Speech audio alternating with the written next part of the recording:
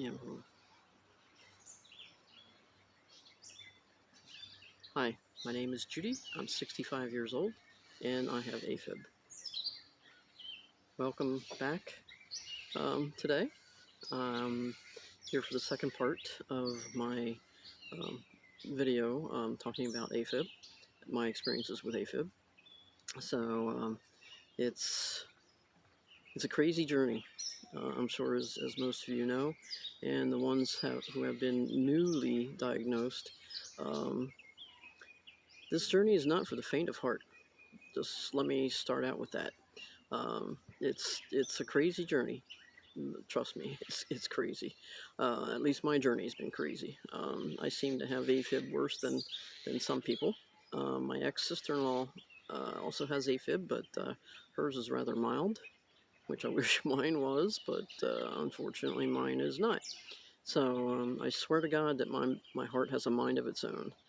That's what it seems like a lot of the time. So I'm not liking it, but you know, what are you going to do? So I want to start out by talking about my medications. I am on Eliquis because of the blood clot that they found in my right leg back last February of 2020. So and they told me that I will likely be on Eliquis the rest of my life. So I'm just thrilled about that. But you know, it is what it is. So then I'm on Prevestatin because I have high cholesterol.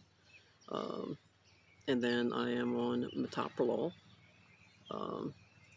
which is a kind of like a mild heart medicine. It's a low dosage, 37 milligrams a day. It helps with keeping the blood pressure low, so I don't have to take another blood pressure pill or anything. So it's just this one, and that's it. So, and then I'm also on flecainide. Flecainide to me is a necessary evil.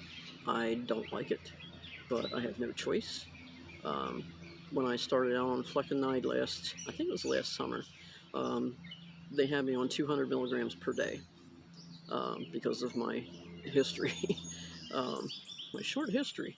So, and flecainide, I don't like it because it causes, the side effects are, it causes fatigue, it causes chest pains, it also makes you feel dizzy at times, which are the symptoms that I have at times with the flecainide. I work third shift. I work a physical type of job, and at work, when I was done with my shift, I was exhausted. I'd go home and I'm eating my breakfast. I'm sitting on the sofa watching the news, and I'm falling asleep eating my breakfast. Um, you know, oh well, that's fun. So then, after my last episode back in April, the heart surgeon went and upped the flecainide to 300 milligrams a day. So it just really, it upped the fatigue factor a lot. Now on my job, I can't make it through my whole shift. My whole shift is 9 hours. I can't make it through my shift. I either make it 3/4 of the way or I make it halfway through my shift because I'm exhausted. I can't really work the rest of my shift. It's impossible because that's how tired I feel. And where I work, it's hot, it's fast paced, it's stressful, it's 9 hours. We get 3 breaks per night. Plus it's night shift, which all those factors are not good for me. They're not good for anybody that has health issues, heart issues. So it's like, well, I got to make a living somehow. It's like, so after my last episode, a nurse in the hospital said that well, it might be time to look for another job. So something that's easier. So it's like, well, I guess so. I like where I work. I like, what they pay me. I like the benefits. I like most of the people I work with. And, it's just, I really would hate to leave, you know, but, because it's nice money and I need the money. Don't we all? And, so I'm going to have to start looking for something else to do. Because right now, as things stand, I cannot afford to retire. Yes, I'm 65. I cannot afford to retire at this point in time. Um, I was expecting to have to work a couple more years yet, but I don't know. Maybe it might be forced to retire. I don't know. But it would be very difficult for me because I am a single woman. I live by myself. So I am my own financial support. So if I can't work, I've got problems. So I don't have a spouse or anything that a lot of people have. Um, I'm not bemoaning that fact or anything. It's just, that's just the way it is. I am single and living by myself, and that's the way it is right now. And, I like it that way right now. So, you know, but anyway, enough of that. Um, so, the fleconide, like I said, is a necessary evil. I've complained to my doctors. All three of them. And, at times, the heart surgeon, he feels for me. Um, but the other two, not so much, I don't think they fully understand. My cardiologist and my family doctor, I don't think they fully understand. My cardiologist, I'm not liking so much anymore. um, I don't know if they overbook at the cardiology office or what, but it's like, at times, um, he just rushes through the appointment and I see him for less than 5 minutes. And it's like, okay. And he doesn't take questions very well. So I think it's time to look for a new cardiologist. Um, I explained to my family doctor what I'm going through at work. Um, she just, I don't know, she just looked at me like she couldn't believe, the conditions that I work in. It's hot, and especially in the summer, it's 90 degrees plus. Where I work, there's no air conditioning except for the break rooms and the locker rooms and the office. Um, but, so that kind of tells me, well, did she really never have to work a physical job? I'm sorry, doc, but, um, I don't know. I don't know what I was expecting from her. I don't know. I was expecting some kind of help, but um, not happening. So anyway, um, so after my last episode in April, 2.5 weeks later, I had my second ablation. But during that time, even a little bit before that time, I was feeling down, depressed, just tired of feeling tired all the time, tired of having chest pains. So when I do go to the ER, they say, well, it's chest wall pain. Um, you're fine, there's no heart attack, So, I'm glad. Don't get me wrong, I'm glad. But it's like, and they keep telling me, and the cardiologist tells me, anytime you have chest pains, go to the ER. But I don't want to be popping in there all the time. So I do something maybe I shouldn't do. I don't know. But I can tell when it's bad enough for me to go to the ER.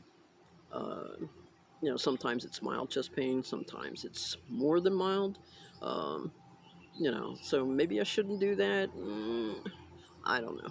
But it's like I only go when I feel that I really have to, that it hurts bad enough. And then they tell me, it's just wall pain. Well, I kind of feel dumb sometimes, even though I shouldn't, but I kind of feel dumb. It's like, okay, false alarm. I'm glad, don't get me wrong, I'm glad that it's a false alarm, but, it's like, but, I can't tell you how many times I've been to the ER for, chest pain either. So, um, you know. But I'm thankful for my local hospital. Um, they have great staff there. Um, they're so supportive of me. It's to the point now where I kind of know all of them. I've been there so many times. The one ER doctor, the one that works overnight shift, because sometimes I go in overnight, and he's there. You're here again. Why are you here again?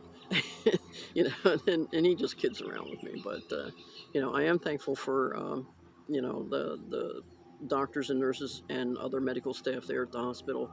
They've been terrific to me. They just been so helpful. Um, but like I was saying, I get depressed.